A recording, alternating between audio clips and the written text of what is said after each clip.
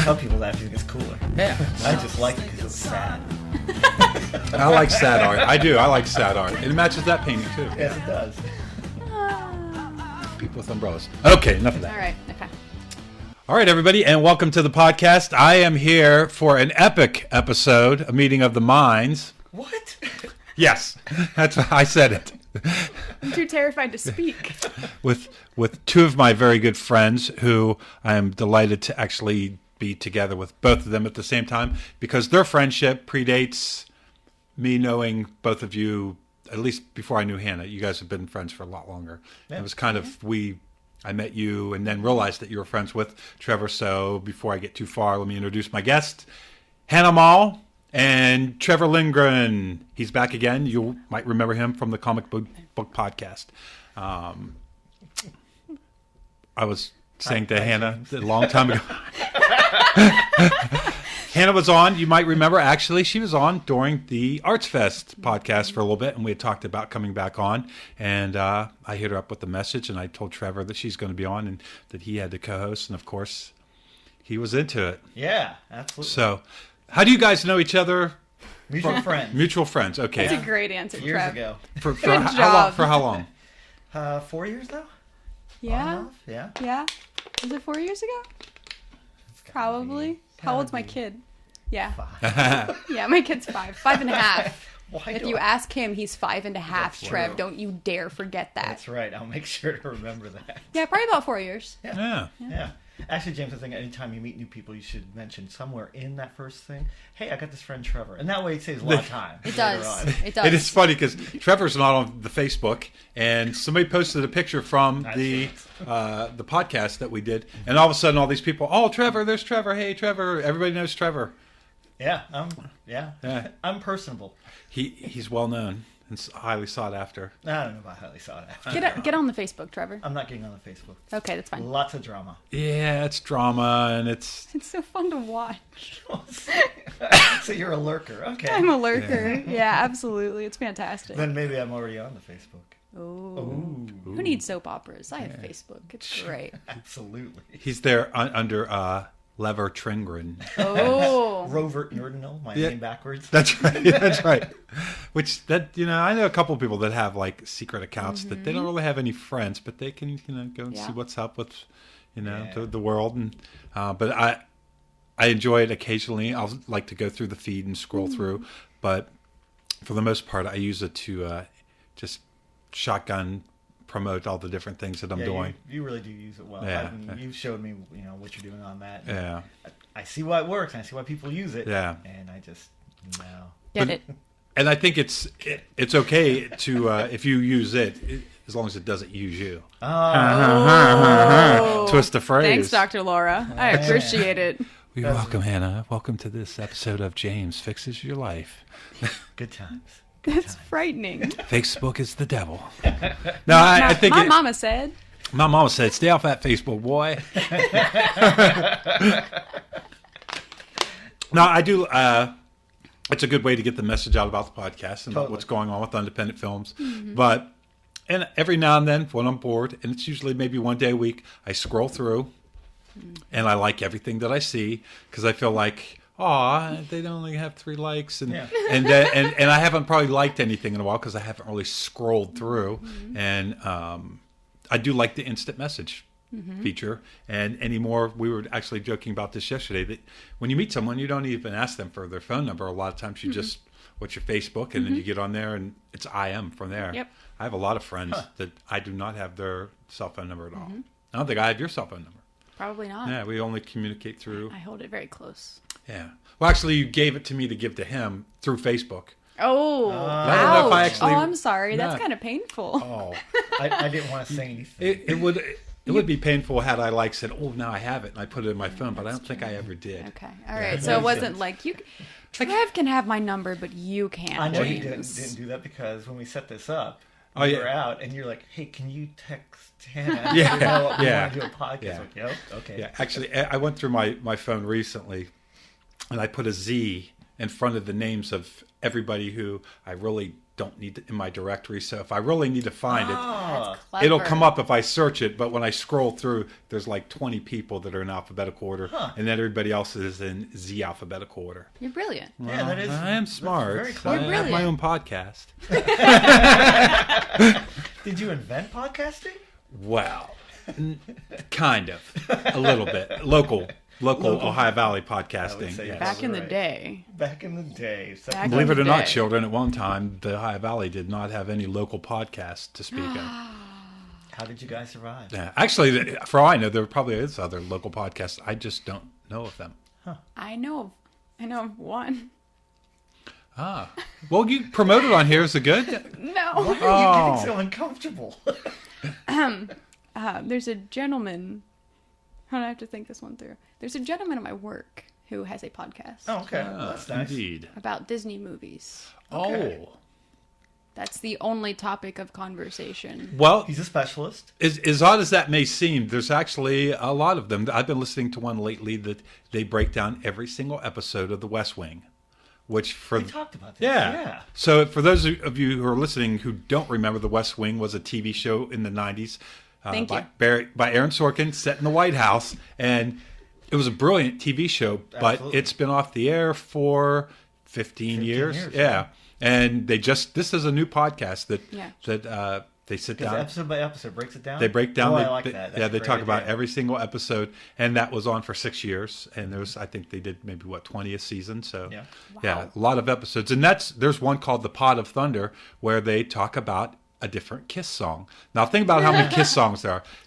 There's hundreds of episodes, and each one it's a half hour where they just talk about a Kiss song. So the nice thing about a podcast, because they're cheap to produce and a half hour podcast takes a half hour to record, that you can sit down and put it out to the entire world. And I have Pod of Thunder. I've only listened to a couple episodes, but for like hardcore Kiss fans, I could see where if it's done well, they'll sit down and listen to Absolutely. it. Part of the Kiss Army, yeah, you would. I need a new patch. Though mine, I sold it with my old jean jacket. Did you? Yeah, that's what I need for the jacket I wore tonight. Do they have a name like the Juggalos? Is there like a corresponding name for Kiss fans? The Kiss Army, yeah. The What they Kiss were Army. called Yeah. That's a real thing. Yeah, What it's you a just real said thing. was a real thing. Yeah. Oh, yeah. You youngster. As I'm you not a will learn. youngster. What I just tell like you. good music.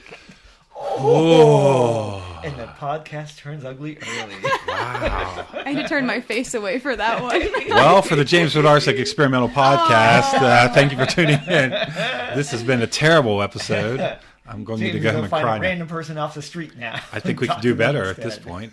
I just like it. I like to instigate. Sorry. You're a troublemaker. I like that. No, I'm No, not. actually, I met you outside of Pickles. With Brandon Fair. Yes. And before we even made it into Pickles, standing on the sidewalk, we talked for 20 minutes. And at one point, I probably even said something obscene to you, and you laughed. I know that I said something, and I was like, as soon as I said it, I was like, I just met this person. Was that a bad move or not? But you laughed, and I was like, "Oh, she's a good person. She's cool. She gets that I was joking." You said those exact words to me. You said that was a bit obscene. I'm not sure if I should say that to someone I just met, Yeah. but you laughed at it, so you seem pretty cool. Oh. Those exact words came out of your mouth. So it must have been true. It was very obscene. I still feel it. Was it really? Yeah, it was hysterical. Oh, well. Oh, my yeah, God. Right. Good. Yeah. Oh, it was so funny. Yeah, and that's kind of a good early on, and the fact I probably had a sense that you could handle it, and so I would, normally It's pretty much you going, this is who I am. this is who I am, Yeah. and I felt And I comfortable. laughed at it.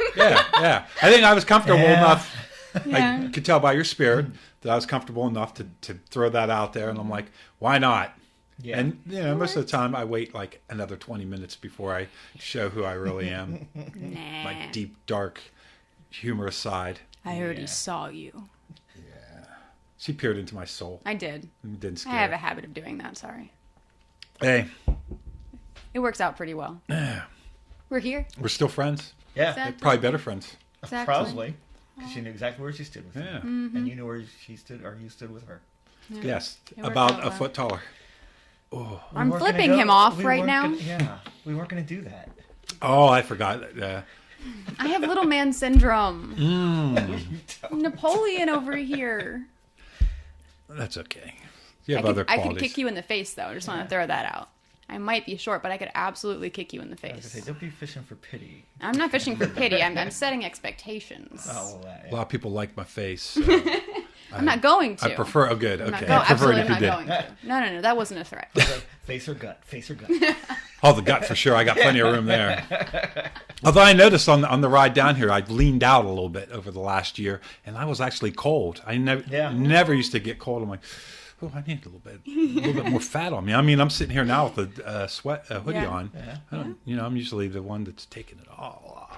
Oh, nice. That was a good face that went along with that. Sorry you guys can't see that. That was great. I'm sorry I saw it. I want a motorcycle. You should get one. I could should sell get you one. Is it small enough? From the James I collection. I probably have something in your size. Let me check in the back.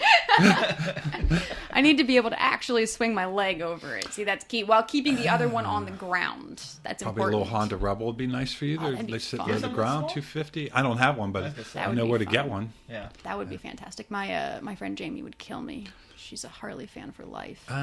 She's in a motorcycle club. Well, that would probably make a Harley that would be your size, to be honest. I don't really want a Harley. Yeah, you know. Don't tell her that. Oh, Well, she'll never know. the entire internet forever will know that you said that, but they have to tune in first. Damn it. Excuse me. So you can call this Anyway. one like secrets or something like that, so people will listen. Secrets. That's right. Yeah. that's good. Hannah reveals all. That's always. Usually, I would do a little description mistake. In this episode of the podcast, Hannah Mull reveals all of her deepest, darkest secrets that she doesn't want anybody to know. Really, the motorcycle one is. Yeah, that's about as deep and dark as it gets. It's like the screen door. Yeah. I mean, you guys know most of them. Yes, that's I'm true. not very Yeah, I'm not either. shamed. You are very person. forthcoming. I appreciate Yes, that. Yeah. yes, I am. That Yes. I am. You're fifth coming and even. Oh. Yeah. That I don't dislike Harley Davidson motorcycles, but I don't necessarily feel the need to have them. I just sold one that it was the least favorite, so Yeah. I got rid of it, and I think that there's nothing wrong with saying I don't want a Harley Davidson. I think there's nothing wrong with that either. That's right, but I think it would be nice if you did own a motorcycle. Yeah, I would like a motorcycle. It add a lot of flavor to your life. Me and Right. Trev, we talked about him maybe getting one Yep. at some point. Let's in the start a future. motorcycle club, guys. Yeah, we could be like the friendly, nice people motorcycle. We'll be club like that- Sons of Anarchy without the drugs and the sex and Yeah. the guns. So no anarchy. We could be No, like yes the, for anarchy. we could be the sons and daughters of happiness and love. We could be the Namaste Riders. Can we have tie-dye vests? Good. We need tie-dye vests. Tie-dye guys. vests. Yeah, Buddha on the back. absolutely. Namaste on the bottom and the Absolutely. top. Oh, that's You've good. actually pushed me one step like closer wanting to get a bike now. Yeah. Oh man, what's that? I go with my little Krishna. James is showing us a little Krishna I got a little wristband. Krishna For bracelet some from reason, the was showing it to the mic. So he from- thinks that's how it works. from the Color Festival, and Oh, nice. now I'm all Zen like, and So zen. so you know that's, bracelet, so that makes zen. me better than most people. Well, that's very zen. Obviously, that's why they do it. Yeah, because now I'm more in a level up. Right, Yeah. right. Yeah. You're more in tune in that you are able to discern what's happening in the world when others are not. Exactly. So obviously you're one step ahead of them. So I've been telling And you everybody. enjoy telling them, right? I Yeah. know that. Yeah, Well, when you get to that level, Trev, I see. When you you've get got to enlightened. broadcast it. Yeah, right. I was actually, when I was up there, I was telling the story about how I was at some other festival and I met this guy and he had on the linen like long gown thing. I might have even told you this when we went up to Pittsburgh the other day, but he was telling me that like to be enlightened, I need to have a guru, and he should be from a long line of gurus that's unbroken. And that's the path of enlightenment and everything. And I don't know much about anything spiritual and religious. I've watched a documentary on Buddhism, and I know enough that Buddha said there's no one path to enlightenment, that everybody has their own path. And that's what I said to him. I said, but I thought everybody's path was different, and that there is no one true path. And he's like, oh, no, you have to have a guru. And I'm like, all right, dude, thanks. Your services are no longer needed here. But I get that you're a guru because you're wearing this linen Here's my guru outfit. card. Yes. If you're ever looking for a guru, give me a ring. You could tell he's a guru because he had the guru outfit. He had the garb. The guru yes. beard. I want one of those. Yeah. You can't wear like a t-shirt and jeans and be a guru. You're right. Yeah. You got to wear the long linen. Yeah. So he was Drab. zen geared up. He was Neutral. zen to the max. Oh, He is more zen than Winnie the Pooh. What? Interesting tie-in there. Winnie the Pooh. That brings me to my next topic. I'm terrified of what that might be. Oh my. So now that we've got our lively banter out of the way and set the tone for our... Are we sure we want randomness? Are we sure we want to set that tone? Is that the tone that we want to set? Yeah, anything goes. All right, it's set. It's fine. Brown Bear magazine. Black Bear magazine. Black Bear. Black Bear magazine. It's all bears. Do you not listen to your own podcast? They're bears. I do not. They're bears. Actually. Who has the time? They're bears. It's fine. It's a one-off trip. That's right. Done. It's fine. Maybe it was intentional so that we would get to say the name of the magazine again. Several and times. everyone would remember that it's not Brown Bear, but Black Bear. It was Yes. intentional. Fair. Fantastic PR move. Thank you, James. I did study PR in school. I appreciate that. For half a semester. You enjoyed that. Wow. semester. And I dropped out of the class, but Yeah. I did That's learn good. it a lot. Anyhow, the magazine. So, well, first of all, I'd like to start out by telling you that we haven't released our first issue yet, and that's totally my fault. So, sorry about that. But That's okay. The magazine is going to be a local art magazine. We have a myriad of submissions currently. It will be submission based. We have sought out a few different artists, but generally we'd like to keep it submission based. Right. Those interested, obviously. I feel like that cultivates a better attitude around it than me trying to hunt down people I like. Sure. and You never agree. know what beg you're going them. to get, right? Right. Yeah. Right. So we are going to be doing a little bit of everything. We have short stories currently. We have some essays. We have some poems. We've got some embroidery. We've got some Nice. pottery. We've got digital art. We have some watercolor stuff. We're kind of all over the board. So we're working right now on getting our first issue out as a sample. Do we have an ETA on that? That's a fantastic question, Trev. Thank you. That's what I'm here for. Beautiful. That's so Indeed. beautiful. I'm going to let that stand. No. I have the first draft completed, so we are transitioning now into looking for printing, which is that's our next hurdle. Okay. We'd like to keep it local if Yeah. possible, Do we have but local within printing? reason. Well, it's much tougher now than it would have been years ago because a lot Right. of those places have closed down. Exactly. Yeah, it's and so for those who maybe haven't caught on at this point, it's an actual, when she says a magazine, Oh, yeah. it's an actual physical magazine that you can hold in your hand as opposed to an online publication, which is the trend that most people go to. I like the fact that it's an actual paper magazine because you have to really, every page has to be done with care because Yeah. there's a lot of expense and it's, I think with digital, you can just throw one up and you could have probably put out 7 of them by now, Right. and they could have been 7 mediocre ones. Right. Not that necessarily Sure. digital is done without thought, but Sure. certainly when you're going the step of having it printed, you're going to make sure that every issue is exactly how you want it. Exactly. Yeah. Every piece of the layout is important Yeah. because it doesn't get altered when you're talking about digital media. You've got your phone browser, you've got your your actual like desktop or Right. laptop browser, and they all change the ratio and how everything lays out on the page. So And you can can at put some the point- episode out, or you can put it out and go, oh, I don't like that after 2 weeks, and go in and fix it. Right. And you could update the first episode Right. 7 times. Yep. Yeah.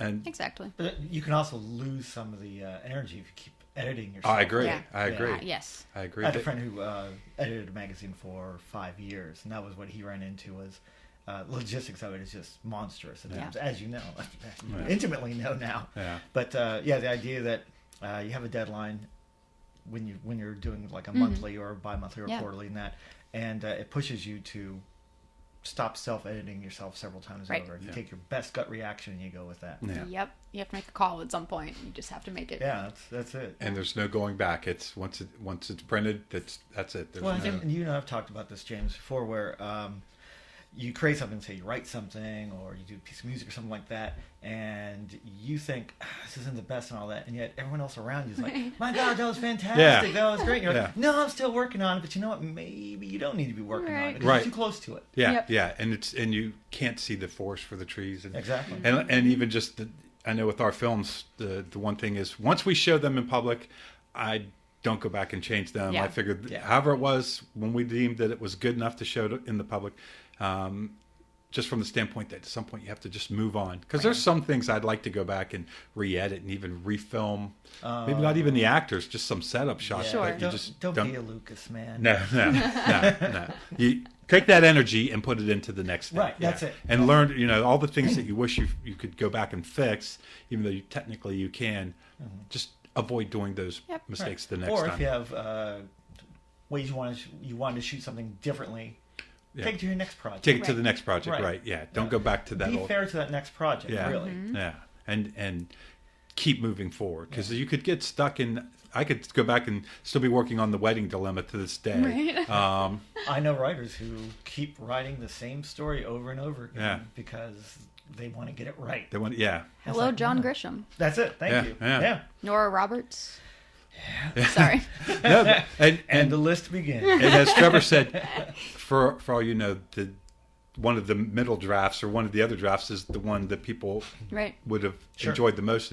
And you can definitely, any piece of art, whether you're a painter, you can work it to death. And I know specifically with painting, and I guess it also applies to film, but somebody had told me when it comes to painting that part of being a good painter is knowing when to stop. Yep. One stroke too much and you ruin it. One too little, it's not perfect. And there is knowing when to stop. And that's why there's those long moments of contemplation between, as a work of art is being completed. Yeah. Where you're like, okay, this is good. This is good.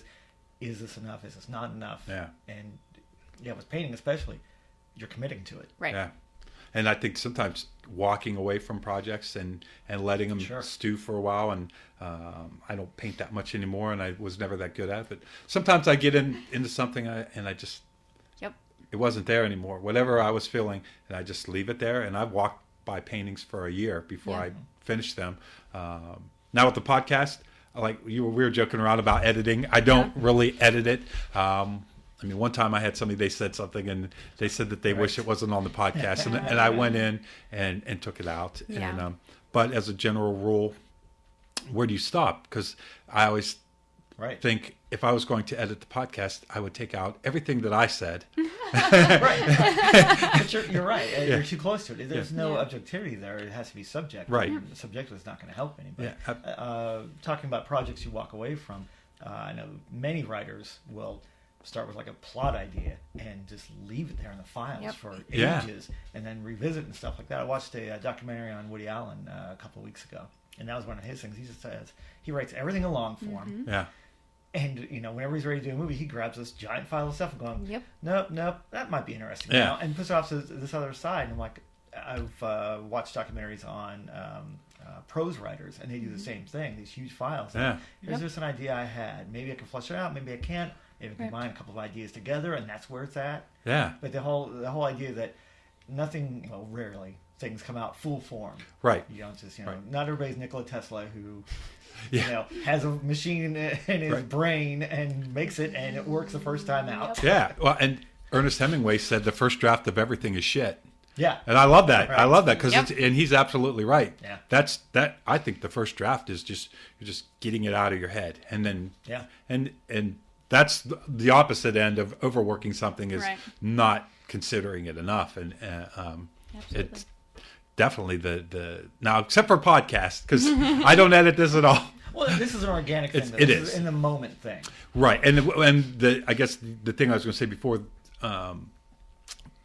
when I don't edit this, because I don't know what parts of the conversation that the audience might find interesting, and what part, we were kind of being silly and off topic for the first 15 minutes. Now, for some people, they might go, "Oh, that was my favorite part," and for other people, now that we're kind of getting more into a serious discussion, I kind of liked it better than that. But I have no idea what part they'll like, and hopefully they appreciate all of it. But so the part that I think I might cut out might be the part that people really like. So. And you can't always get it right. Yeah. You can know your audience, but you're not going to know all of your audience. Yeah. And I think when you try to think that you do, when it comes to directing a film, from the start, I always said that if I don't really know what the hell I'm doing, I don't try to act like I do. Right. And I, as specific as I am, that's what I tell the actors and the rest of the crew. And when I get up to the point where I really don't know, I'm like, hey, This is all I got. Anybody's got any suggestions? Right. What do you think I should be wearing a red shirt or black shirt? I'm like, I couldn't tell you. Does it feel like a red shirt day? Yeah. Go with a red shirt day. What speaks to you? Yeah. Right. Oh, there you and go. other times maybe I do have a specific Are you working your idea. craft? What is your craft? Yeah, exactly. What would the character wear? Right. Put yourself in the character's shoes. And I don't give people like direction just so that I come off as a director. Right. If I don't, I'm like, all right, okay. Yeah. I don't know what to tell you. Right. I try to be a little bit more confident, but Sure. but I definitely don't try to talk shit about Right. it because I think that's where you can. That's like a slippery slope. And, Yeah. So, Hannah, here's a question about Black Bear Magazine. Yes. Oh, thank you. How On big- Facebook, Black Bear Magazine. Is it on Facebook? Yeah. It's black bear, right? Unlike you. That's right. Okay. Not brown bear. Black bear. Anyways, the question I had was, how big of a magazine is it going to be? Currently, we are at about 30 pages. Okay. Nice. That's me. That was me. I felt my butt vibrate. Okay. Currently, we are at about 30 pages. That includes the table of contents and the cover and stuff like that. Sure. We're about 30 pages right now. Okay. And I think we've done a really good job of spreading out our media.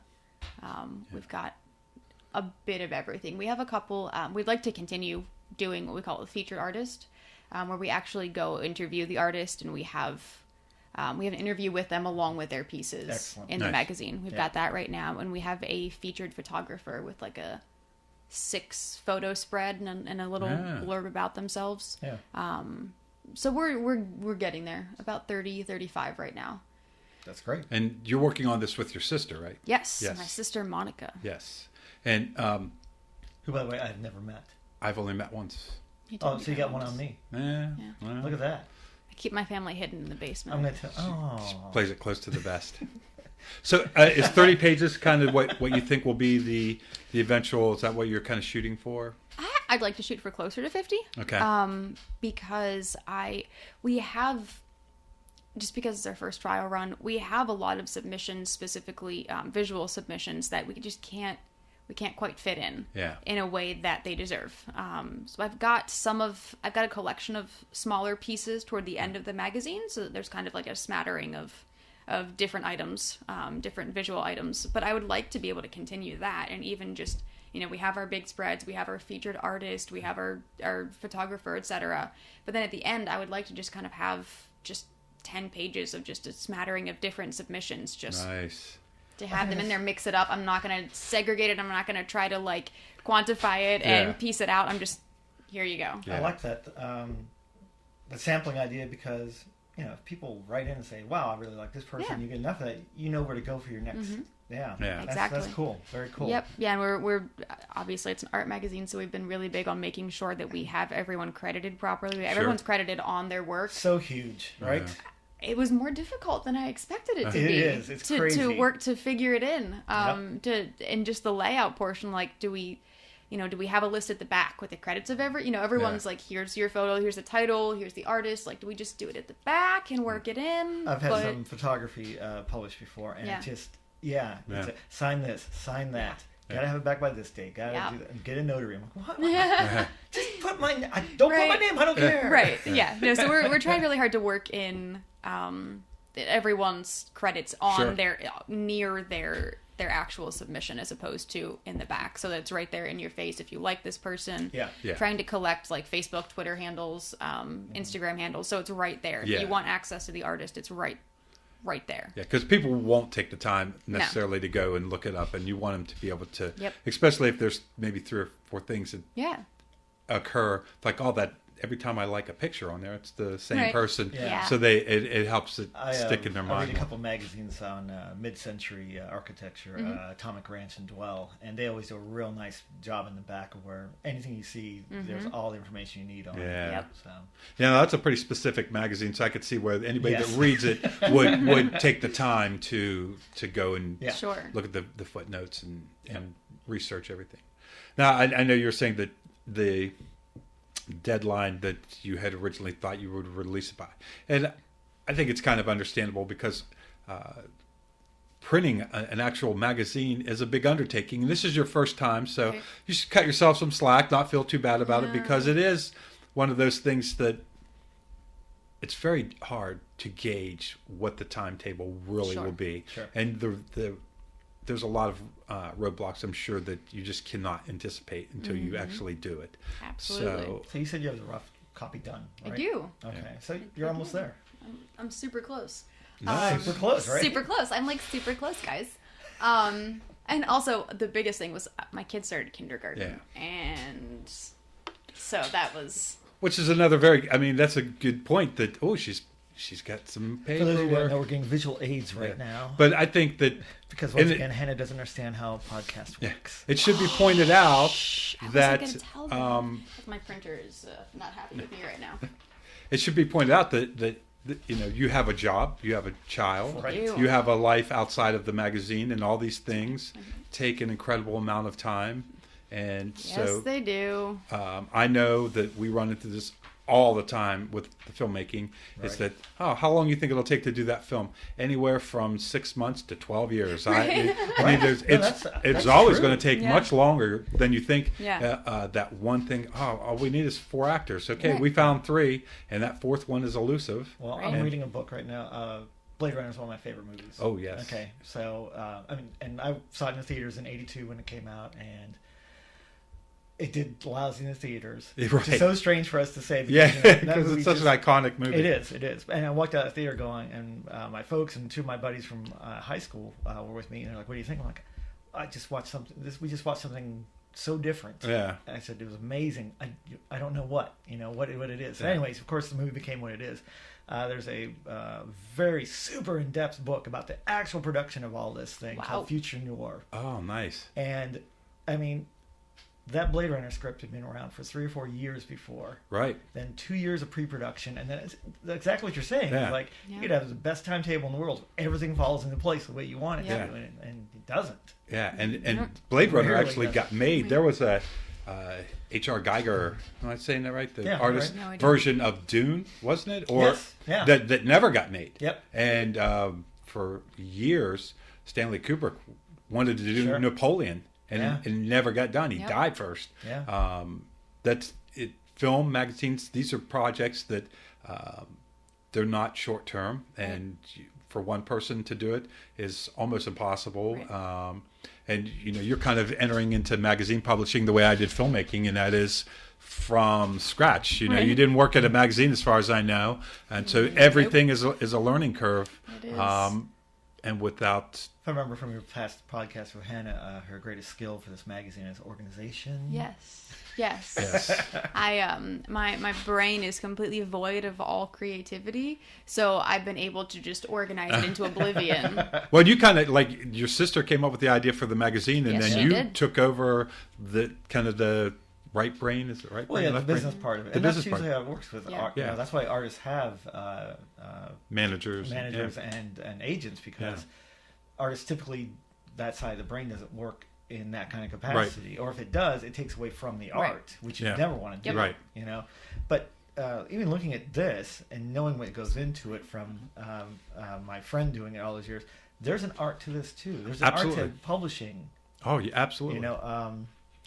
You're looking at paper quality. You're looking at Oh, that's key. size Yes. of the format, things like that, because you only get one chance when that comes out to Right. go, hey, look at me, this is something. Yes, and your general layout style is Yep. something that it may evolve over time, but I'm even noticing like the font that you used at the top of the page, I and did so much research. yeah, on and fonts. you want Right. the But you that's a want whole thing, Yeah. right? So much research Yeah. on fonts. Oh dear God. Speaking mean- of fonts, did you see Saturday Night Live last night? It was Ryan Gosling. No. There's a fantastic skit about fonts on it. Hilarious. oh, I love fonts. That's gonna have to happen then. Yeah. Have you guys fonts. seen the documentary Helvetica? Everyone keeps I've telling me heard to of it. I watch haven't it, but I've not seen seen it. it yet. Oh, it's so good. Yeah? It I love the idea that they spent like 2 hours talking about fonts, and it's not just fonts, but one font. Right. That's like, but they fill the time well. It's not like, Right. oh, we're going to just try to Talk stretch this about topic. fonts, Right. right. it's an interesting topic, and I love that when you take something that specific and when you look at it in detail, you realize how really interesting it is. It is. Yeah, and so anybody's listening to this, like, come on, man. No, seriously, if you watch the documentary on the font Helvetica, I think you'll be enlightened and you'll enjoy it, and you'll... Well, the whole idea that it's something that you don't notice. Right. And yet you do notice when it's wrong. Right, exactly. And that's, with the magazine, that's a big part of it, right? That oh, yeah. It's...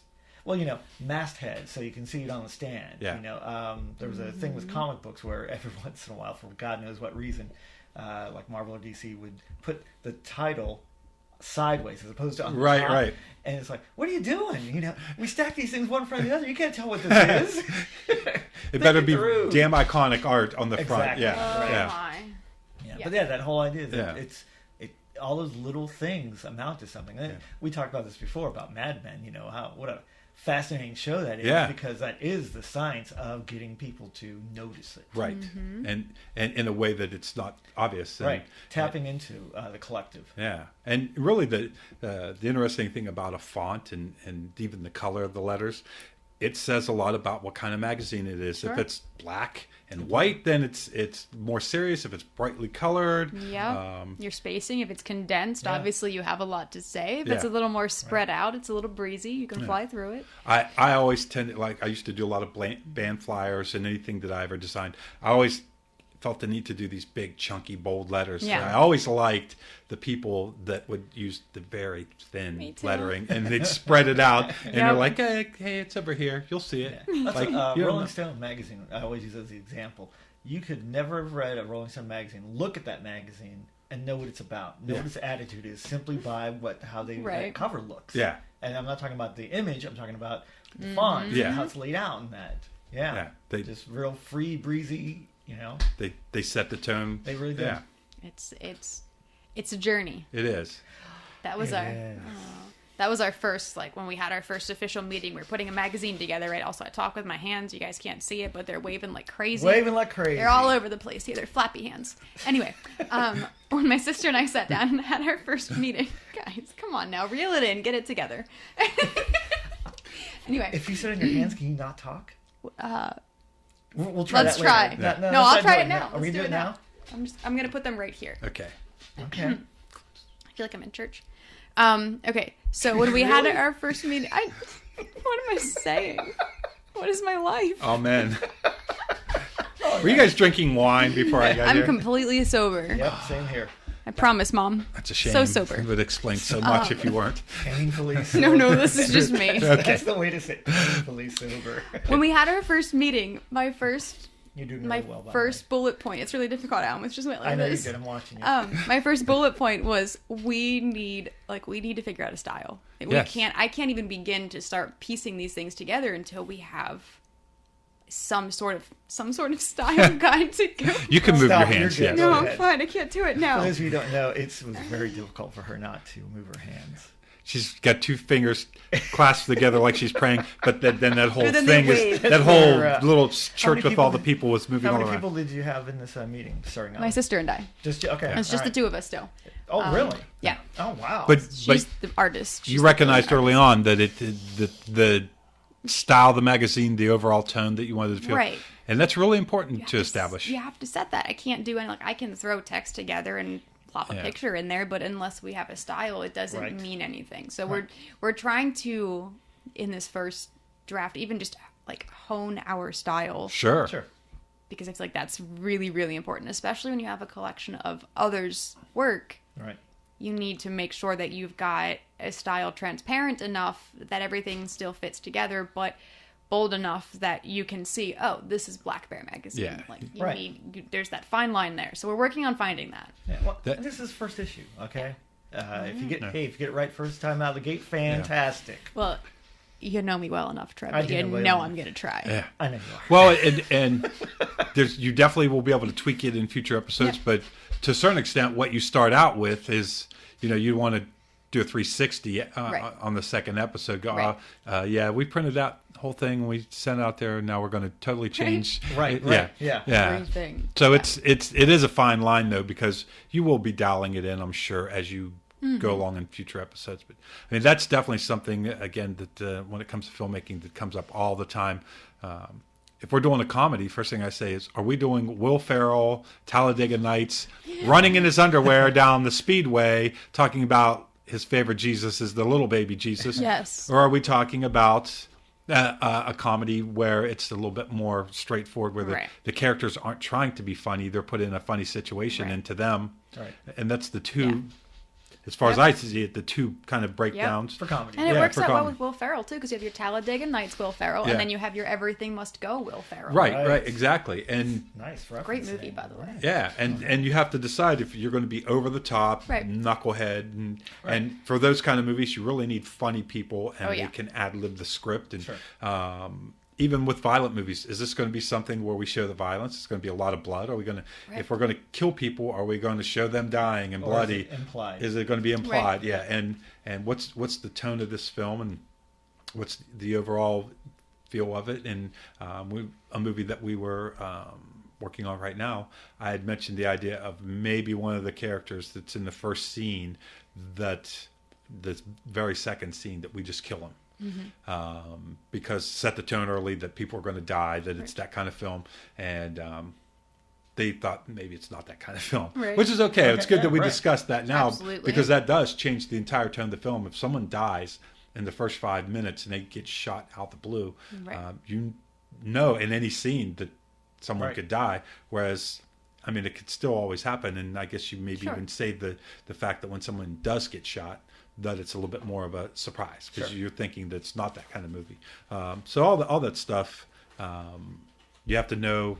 And I always say, another thing I always say is, you may not know what it is, but you know what it isn't. So as ideas come up, if it's an idea that you know doesn't fit in, you can immediately go, that's no. Right. Whereas if it fits into the general mold, then you can, to consider it. Absolutely. So you have your first issue pretty much mapped out. Everything's set that way. Do you have enough submissions now for a second issue? No. Okay. No, because we closed submissions. We had a timeline on it because we wanted to give everyone a chance to submit something before we started. Okay. So we're going to open those back up again. We need to have a conversation about how we're going to slant this, because we had a summer theme. So I think I can just transition into a remembering summer theme. I love it. You got to think on your feet. Exactly. Right. Yeah. But I think, given the unstructured nature of the production, I think we will probably try to theme a little less next time and just have open submission. Sure.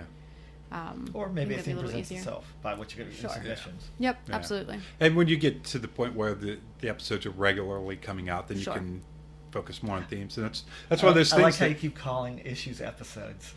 Yes. On this episode of the magazine, tune in and read.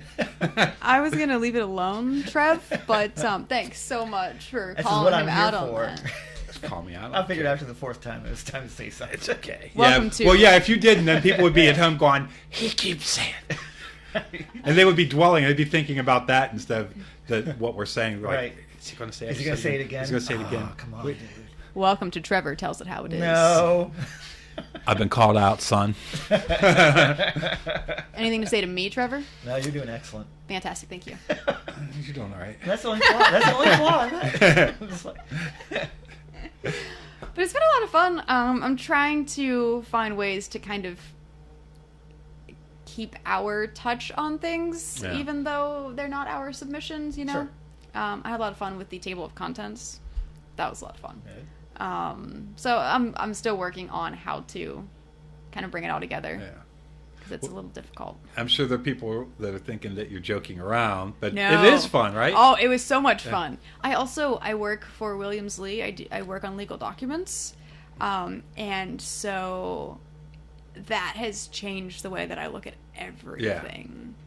Yeah. Everything. Like, I picked a different font for the title than I did for the body of the text, and it's making me a little crazy. But it looks good, but it's making me a little crazy. Right. But see, what you're talking about is artistic stuff. You say you don't have any creativity to you, but you do.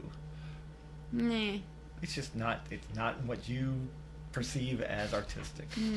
Well, I know what you mean. Whatever. When it comes to like format of things, even when I'm making notes, oh, very nice. Here's my table. I've got the artists over here, page number in the middle, and the I like name that. of the piece. Sorry, I know you guys can't see it. It's a nice design. It's symmetrical and I'm excited. goes from the middle. I'm excited. But it is fun doing that stuff. And what I was saying, a lot of times when I'm working on a film project, I'll make notes and then I'll go back through and I put them in proper format. So Right. you can't have them, some of your subpoints, 1, 2, 3, and then some A, B, C, Right. or some are bullet points and some are a dash. I like them all to be consistent. If you indent underneath on one, you indent on it all. And I will literally have 5 pages of notes, and I'll spend a half hour making the format look good. And sometimes nobody ever sees it but Right. me. But you have to. But and Yep. it soothes me. Yep. I understand. Yeah. Order out of chaos. Yeah, absolutely. And I think that's a very good point, because I think a lot of my life is I like to find chaotic things and then try to make sense of them. Zen like nobody's business, baby. Zen AF. But and sometimes I will like to namaste. Just to let you know, I finally made Hannah laugh so hard she couldn't get a laugh out. And that's Yeah. what I was really going for. The silent laugh. That's right. It's great. I think they might be drunk. No, it's iced tea. Cherry wine. Let me smell that cup. How dare you ask?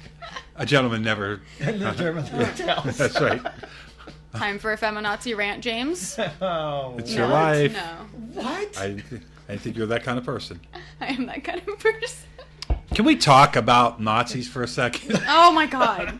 Do we have to? Yes, actually we do. It's amazing. I think that the use really? of the Is this where we're term. going? Yeah. I bring it. I think the use of the term Nazi has been applied to far too many things Agree. to where you soften what it really is. Sure.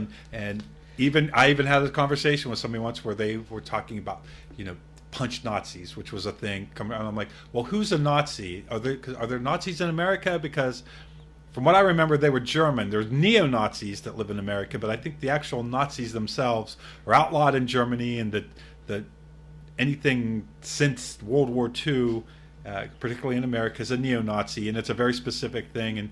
And I'm sure that there are Jew-hating neo-Nazis and people that follow it. But the person that disagrees with you about gay marriage is not in any way a Right. Nazi. Right. And I think it Because lessens. It's the all-encompassing thing. It's Yeah. there's fascists, there's racists, Yeah. there's all this. But when you say the word Nazi, Yeah. it's ingrained in Right. us, in our culture, and that's the ultimate enemy, right? Yeah. That's what it is. Like they talk about this in video games and comic books, Right. and movies, and that. Your perfect bad guy's a Nazi. Yeah. Because everybody hates Nazis. Right, and Right. and the idea that the saying punch Nazis, like the idea that you can be physically violent with somebody and you determine that they're a Nazi based on your criteria, Right. which is generally they don't agree with me, Right. or I don't agree with them, so now it's okay to be violent with them, and that I just really had an issue with that. I think it goes a little bit past that. I mean, it does go towards ideals and ideas. Well, Yeah, we can disagree, and violence shouldn't be the answer. right. To everything. But But by tempers calling get high. by- Things happen. By calling a person a Nazi, then it gives you license to be Well, and that violent was with it. them. And I and- did read an article on Yeah. that, and and I see that Yeah. because it's so easy just to label someone a Nazi and say, "Okay, my rage level's at 10 now." Yeah. 'cause- So now, I guess some woman had a hat on at a rally that said "Make Bitcoin Great Again." Nice. Somebody thought it was a "Make Trump Great Again," so they hit her with a rock or a brick or something. First of all, even if she did have a Trump hat on, Yeah. and no matter we what you don't think throw about Trump, rocks, children. yes, we don't hit people for wearing hats. Yeah. And at the time he was a presidential candidate, and It's someone her free speech too. yeah, and so the idea that because you're wearing a hat, Yeah. that it's okay to It's crazy times, kids. Let me tell you. yeah. Is this where we segue into discussing our definition of Nazis? Yes. Is this is where we segue Yes, let's do into it. Let's do Hitler's it. willing executioners Where did and this patriotism come from? versus nationalism? Because I could Yeah. talk about that all day. Well, let's I go. thought we were going to talk about We're a gonna talk- magazine. Well, we are. We're talking. Let's take a little break. I'm the brain of the magazine, so we're delving into my brain to truly understand the magazine. Yeah, we can't be just talking about a stupid magazine the whole hour anyhow. What? I'm kidding. What? Please I'm kidding. edit that. I am joking. Don't force me to bullshit, because it gets better from here. Yeah. No, I think it is. It's just an anything goes kind of day, and so yeah. Do you have a specific nationalism versus patriotism, right? Yes. Oh no. Okay. Okay. Yeah, give me I thought he was going to beverage. get a shot or something. Oh, well. Filling up my Coke glass. Oh. Glass of Coca-Cola. Is that product placement? Yes. Yes, that is. That was terrible. Send me You free stuff. Nazi. Coca-Cola. Yeah, send me soda free Nazi. stuff. How dare you? Pepsi. So, patriotism versus nationalism, right? Patriotism says that I'm proud of my country because of what it does, right? That's patriotism. Right. I am proud to be an American, whatever. Because my country is great, I'm proud of it. Right. That's fantastic. That's beautiful. Loyalty is a beautiful thing in this world. Yeah. Nationalism says that I am proud of my country no matter what it does. Right. Nationalism says that my country is the end all be all. Yeah. That my government is the end all Your be all, no country can matter make what no it wrong. does. Yeah. Hence Hitler's willing executioners. Right. Half of his army, more than half of his army, they didn't believe in the cause in their souls, but that's what they were doing. It's their country. This is what their leader told them to do.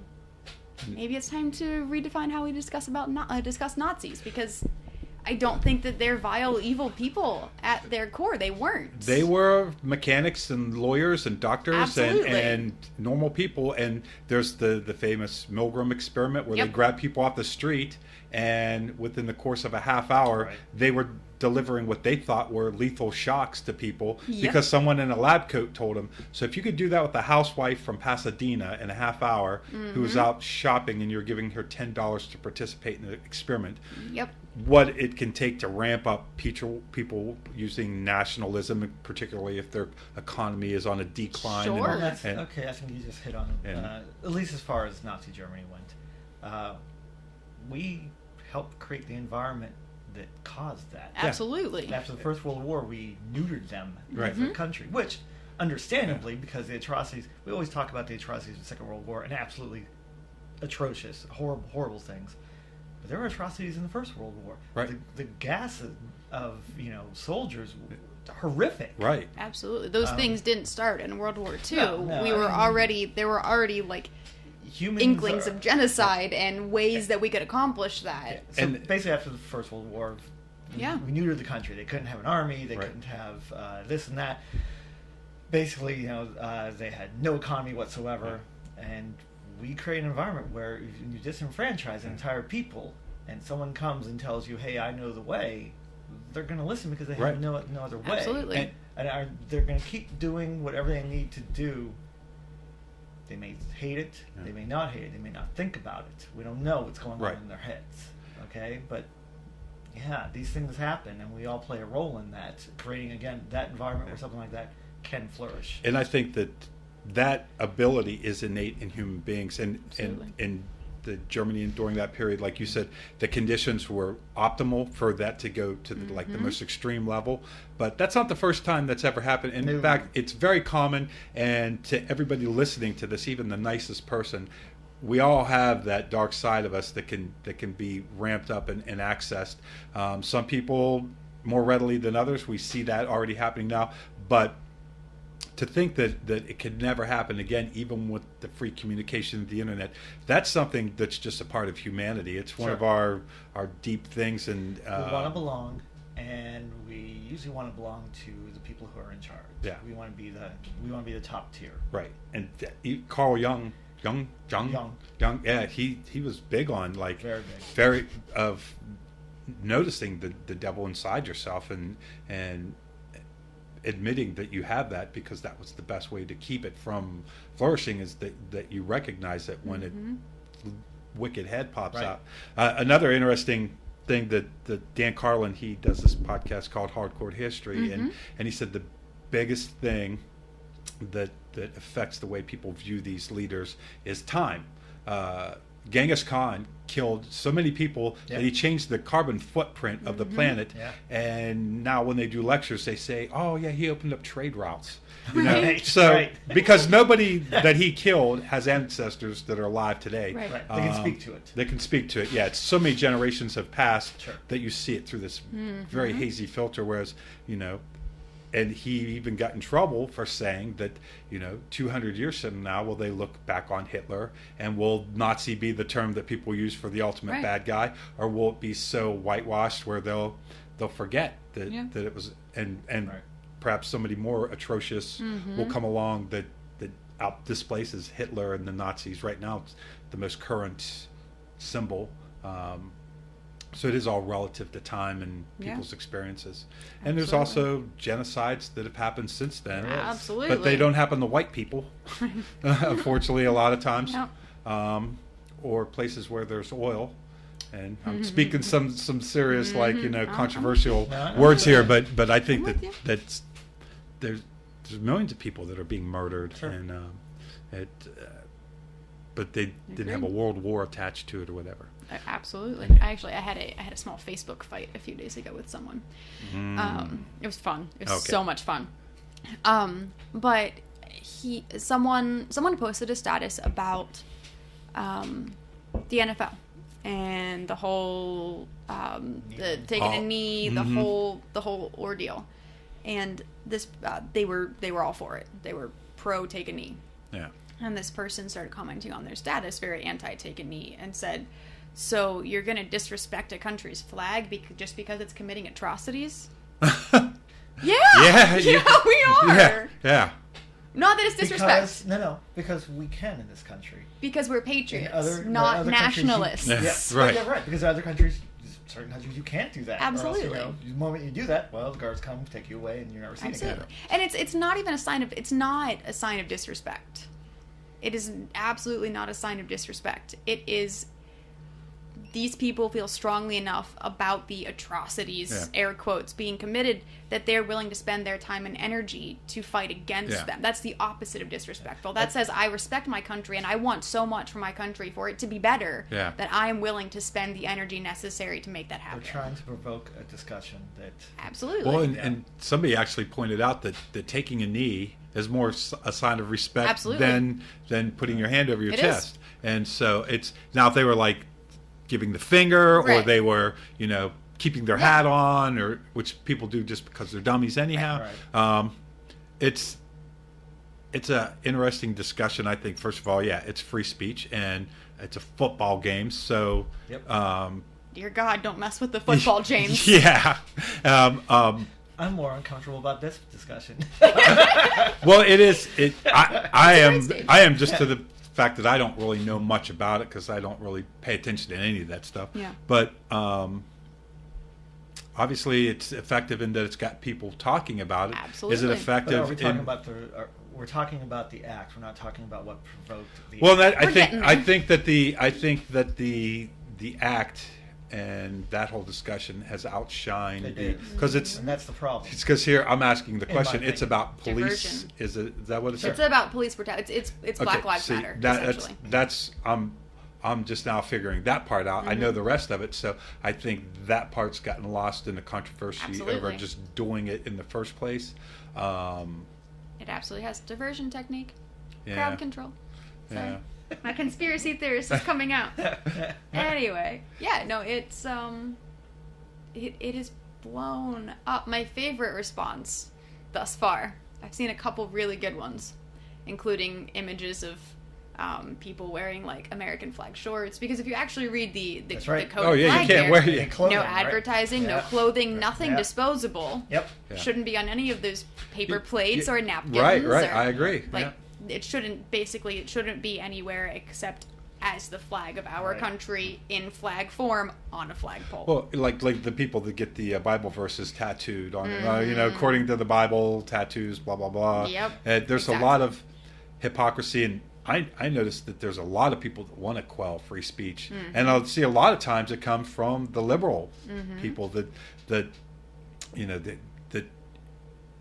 they want to have a discussion about something, but then the minute that you do, and this kind of comes from both sides, though, that you have to watch what you say. And I'm very anti-PC because I definitely think whether it's taking a knee or just joking around with you outside of pickles, intent is what we should be looking at, and not the specific words that people use. One of our movies that we did, the second line of the movie was the N-word.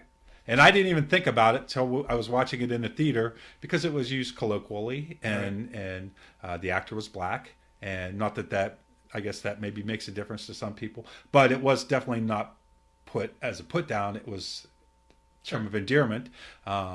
So to me, I didn't think nothing of it. And luckily, I think most of the people that saw the movie didn't, as far as I know, nobody had a problem with it. But I could see where some people might. And I think that words can definitely be used to hurt people, but they can also just be used to express an idea. And I think that, so we're talking about some things that are being talked about in public now, and even the discussion of Nazis. And I think that there might be, I don't have enough listeners that I worry too much about people being upset, but there's probably, if there was a lot of listeners that would be upset that we even had an opinion about Nazis, and certainly, like you said, yeah, maybe this football thing people will be upset about, but we should be able to discuss it.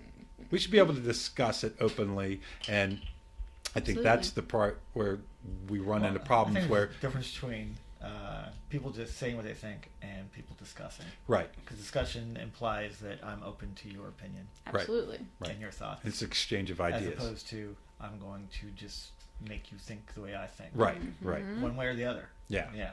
And that's social media, which is a good reason to stay off of Facebook, because you do get a lot of that. It's one way. Sure.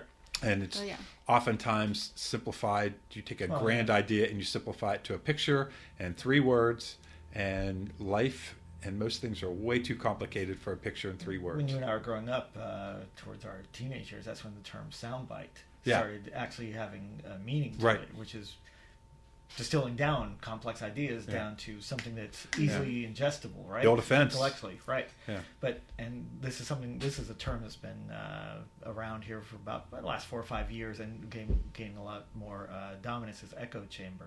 Yeah. Which is the idea that, well, I'm just going to talk to people who think the same way I do, and then that's going to reinforce my thoughts. Yep. It's not how this works. Not everybody's right. Not everybody's wrong. Yeah. Maybe somewhere in the middle. I don't know. Yeah. You know. And I had this at work a couple of weeks ago where we were all discussing plans for something, and I felt differently than everyone else. I listened to what was going on, and I changed my mind. Yeah. Because they brought the information. I'm like, you know what? I didn't have all the pertinent facts. Now that I do, I totally see where you're coming from. I was wrong. I withdraw my suggestion. Yeah. And someone came up to me later going, why'd you back down? I'm like, I didn't back down. I got all the information. Yeah. And you guys were right. Right.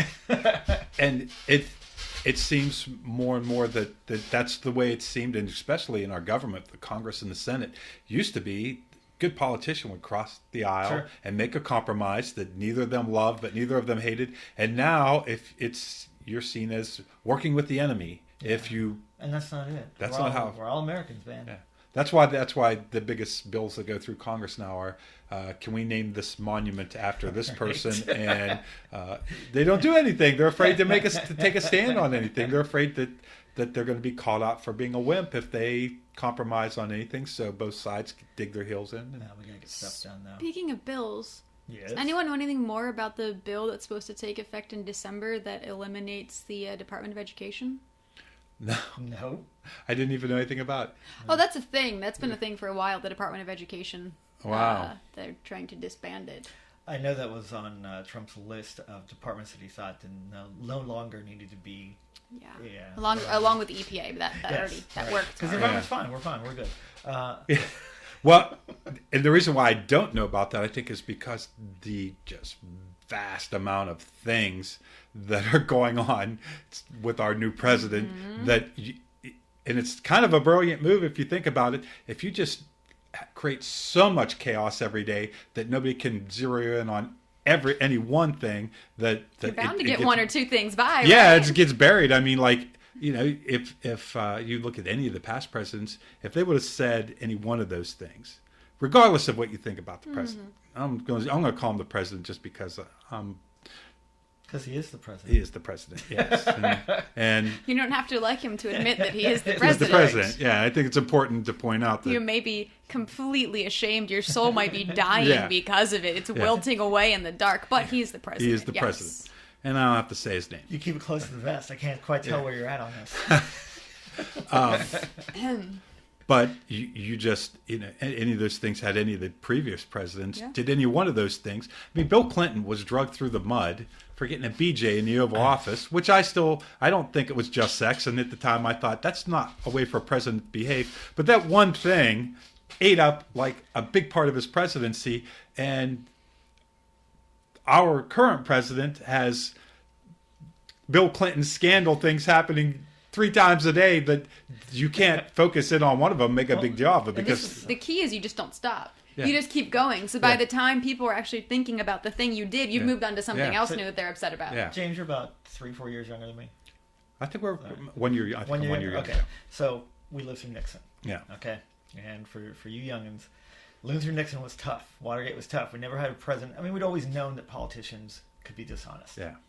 We never had a president who blatantly got caught at something before. And past that, the American psyche took on the acceptance that politicians are just going to do wrong things, self-serving things, and it became accepted. Yeah.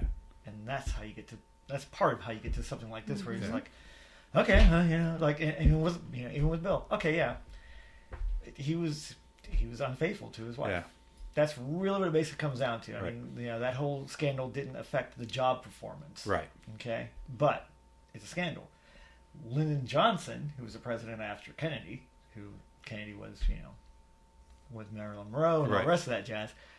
Johnson was in an interview, and someone brought up the whole Kennedy sex scandal and all that, and he goes, "You have no idea what it's like.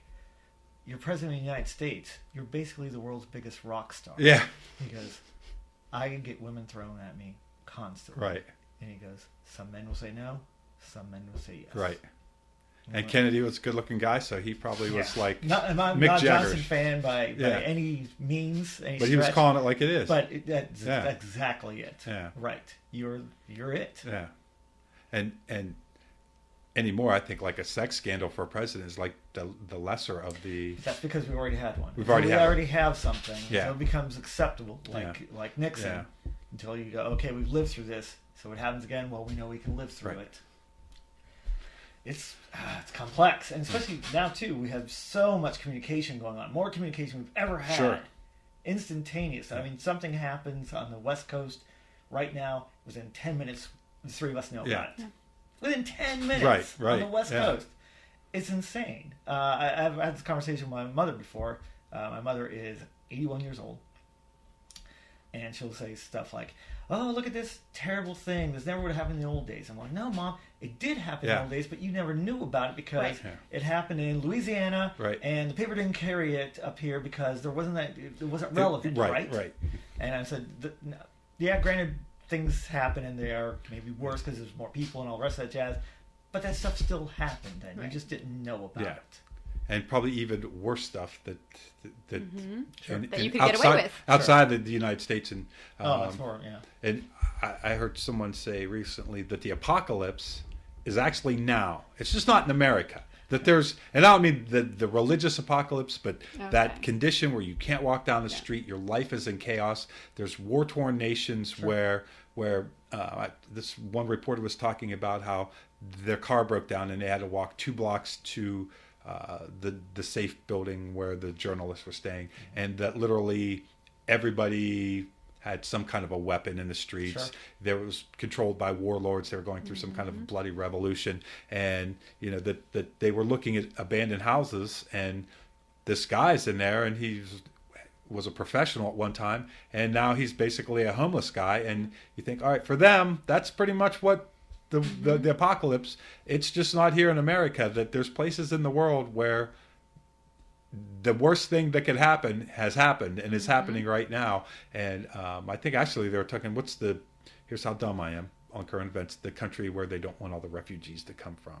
Syria. And I think they were actually, maybe she was actually in Syria. Yeah. And when I heard about the refugees and all that, I didn't really know about, and as much as it's like a big thing, and it's the refugee thing is a big story.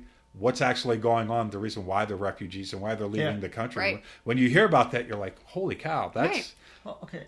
There are countries where every day there's a bus bombing. yeah, Can you imagine that happening here? yeah. There's no way. I mean, yeah. There's still a sex trade, guys. Yeah, I know. That That's exists. insane, right?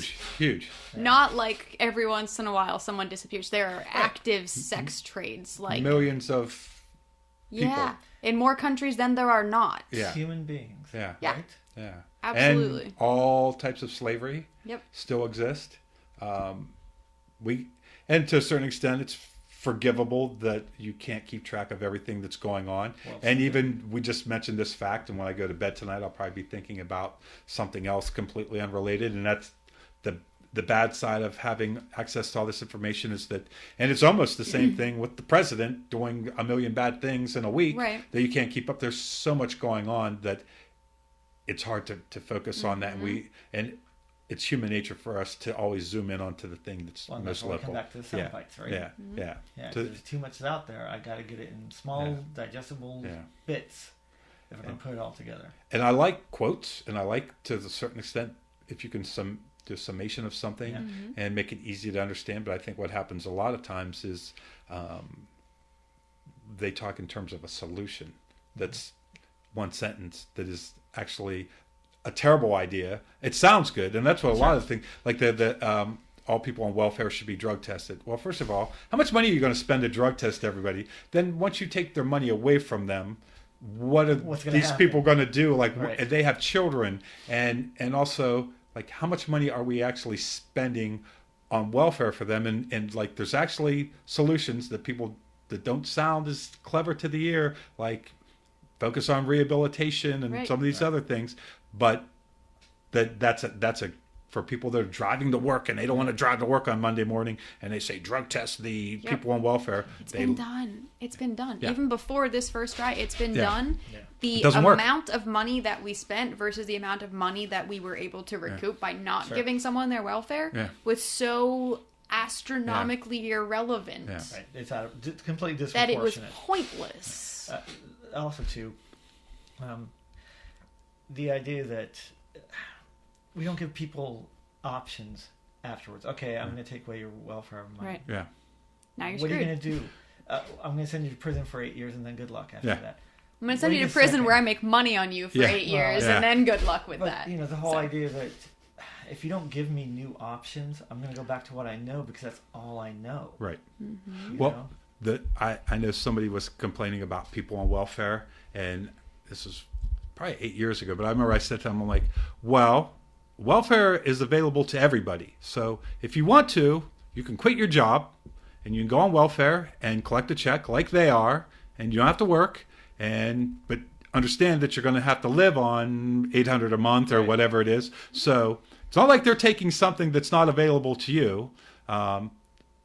If you want to sit out on your back porch and drink coffee all day and live off of welfare, go do it. It's not that you can afford coffee with $2.35 a day. Yeah. If you think it's that they have such a great free ride, I think what ends up happening is there's not enough effort into figuring out a way to help people move past that. And so what happens is people get trapped in this lifestyle. And if you go for years and you don't come from a background, luckily I came from a background where my family worked and they made me get an education and I had good role models. But you know, there's some people that unfortunately they don't have role models where getting up and going to work is something that they've learned, and they might have, or they don't have options. They don't have the options. Do you know about this basic income idea?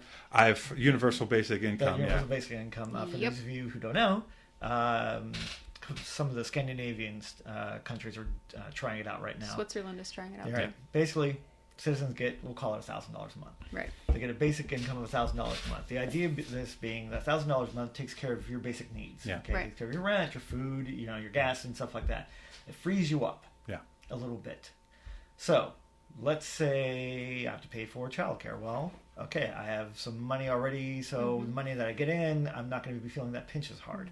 Let's say that I'm 3 credits away from my degree. I now can take a part-time job and get that degree and become a better provider, Right. better, quote, citizen or something like that. Part of this idea, too, Elon Musk, Zuckerberg, the guy who owns Amazon, Jeff Bezos, they are big on this because they foresee automation taking away a lot of the labor jobs. Yep. Trucking. So, yeah. right. So we're going to become more of a gig Yeah. economy, which we were already seeing at this point. Post-scarcity economy. We have enough. We're Exactly. not fighting to have enough. That's it. So the idea being that we will make it so if all you can get is a part-time job, you can still live on a part-time job. You can still have a quality of life on that. If you want to pursue other things, you will have that foundation to be able to pursue these things and better yourself if you want to. I mean, sure, if you want to live on $1,000 a month, you can do that. But if you always want to open a flower shop, now you have the ability to... I can take business classes. I can take horticulture. Horticulture. Or if you just want to delve into some art form. Right. That pursue something. Yeah. The idea being that the automations can take away you want to be lot rich of these and labor jobs. make more money because you work hard. That's fine. Your prerogative too. Yeah. But these guys are seeing the future coming, going, this might be where we really need to go, guys. We need to be watching what happens in these other countries. Because to a certain extent, it's already happened. If you look at all the factories along the river here, you used to be able to get a job out of high school and support a family with a male income. I mean, to be sexist, but you could to make. There was a lot of families where the mom stayed at home and the dad worked at a factory, and they had a car in the garage and a chicken in the pot, and they were able to live a. Well, you had options too. If you didn't like it at this factory, you walked up a block and went to the next factory. I mean, that's really how it was. And there's a lot of talk now about coal leaving and stuff like that, and for people that are in that industry, especially if they're up in years, the demise of the coal industry sucks for them. But the fact is, there were people, a large portion of the community that made their living making wagon wheels back in the old West days, and those jobs are gone. There were lamplighters, those jobs. So but now we're seeing that technology is eliminating jobs.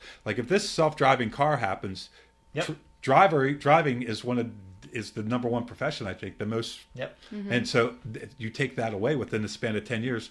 And even now, I think we have a lot of people that don't have jobs, but then technology is supposed to make our life easier, and I'm working 40 hours a week. Like, what if I worked half the week and another person worked the other half a week, and we just learned to live on what we had there, and so that idea that everybody still have a job, but you would be able to live on it with a little bit of a. It gives you the option to pursue other things. We don't have that. I know someone personally who was on welfare for many years. They had multiple children.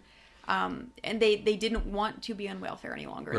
They needed it at the time, but because they didn't have a degree that would allow them to step into a position where they made enough. And healthcare. If they actually went out and found a job, they would have less money than they had on welfare. Like that's your rut. You can't leave that rut because if you go out and find something, you can't feed your kids. That's my biggest problem with the welfare system is that it traps people for generations, families. That's not really the welfare situation as it's the wage gap situation between the owners of companies and the workers. There's a economist, Robert Reich, that I follow. Basically, he's charted it out, and in our most prosperous years, you can see that the gap between what the president of the company makes and what the average worker makes was very narrow. And about 1979, that gap started expanding to where we are now, where we have 1% owning 99% of the economy, all the rest of that jazz. But the whole idea that, honestly, wages have not increased since 1979 when you put inflation to the factor. That's scary as all get out. And where's the incentive for people? If you realize that, and you look at that going, I'm never going to get ahead. I'm never going to get more ahead than what I am right now. And very true story here. When I first moved to Valley, I was on welfare for 6 or 8 months. Because I had to, because it filled the gap. Which is what it's designed for. But James remembers when we first met, I was probably working 3 jobs. You were working 3 jobs, And I did that for many years. As I worked my way up to stuff. You do what you got to do, but even at that point, need a little help every once in a while. And I think that's the thing that they say about welfare is to help people fall through the cracks, but then it just keeps them right Keeps there. them there. Keeps Well, them yeah. there. And because they don't have anything, that run is so high up, they can't reach it. Yeah. And there's no transition. Why isn't there a transition? Yeah. And I think that's where, like, if you, instead of a 40-hour work week, you had a 20-hour work week, then there would be those transitional jobs would be a little bit more available. Yeah. And personally, I think that, I like the idea of automation.